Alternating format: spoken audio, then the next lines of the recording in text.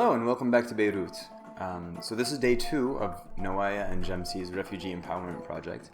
And one of our teammates at the office, Sara, had a professor who suggested that we go check out Al-Jam'iyya Al-Mar'a Al-Khayriyya in Burj Al Barajne for an organization that we could potentially partner with. And this is a video about that trip, my first trip to the camp. And what comes next is going to be a surprise for you to find out. We enter the camp and discover something really cool. So the first thing you're going to have to know about the camp is that it's not in the center of Beirut. After a 20-minute cab ride, me, Sara in black, and Rayan in white found the bridge and we started heading over into the camp. While going over the bridge, we ran into this group of people that I've been seeing in Berlin and in Paris and especially here in Beirut, and those are the needy. These are people that are on the streets holding their asthma puff dispensers and asking for money, and I still don't know how to deal with it. I don't really have a plan. The first thing you see when you walk in is this roastery, which is awesome because I love how it smells. And this is the camp. There's tattered flags, old political posters, and things look pretty reasonable on the way in until you take a closer look and you see the terrible electrical infrastructure. And just in the last year, 37 people died because of this.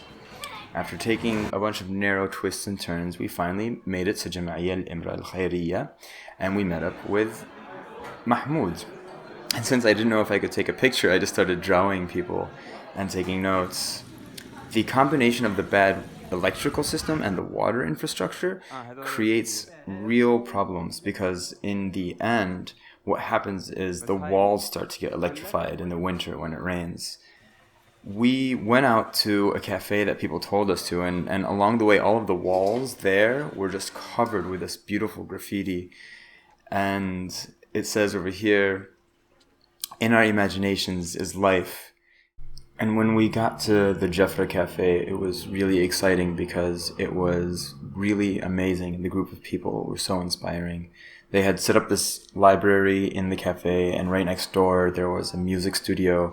And one of their friends and partners was establishing this workshop and entire organization to support drug addicts in the rehabilitation process. And this is where they build bird cages. And there's some interesting analogy or interesting story that seems to be coming up around these keys that the Palestinians hold to remind themselves of the homes that they left, and all of these things that I'm learning about how Lebanon is their country, but they can't really own land or really work very freely, and the new Syrian refugees also have this work constraints. And these people somehow find joy and beauty. The guy on the far left, that guy is the guy who started Jafra Cafe. And this story is amazing. I really want you to listen to this. This guy had a friend ask him to make her some music for the movie that she's making. And so he said that he got a crappy microphone, put it on the table, and played some oud. And he sent it to her. And apparently, he didn't think anything of it. But sometime in the next year, he gets a check in the mail. Apparently, the movie went off to be fairly successful, and he got a bunch of royalties. And instead of thinking about himself, this guy Ashraf over here with the oud in his hand and a giant smile on his face, he decided to just put it all into creating Jafra Cafe. And this is why Jafra Cafe is open in Burj Al Barajne. I think it's one of the beacons of hope.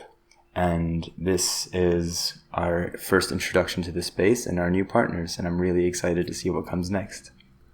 Onward!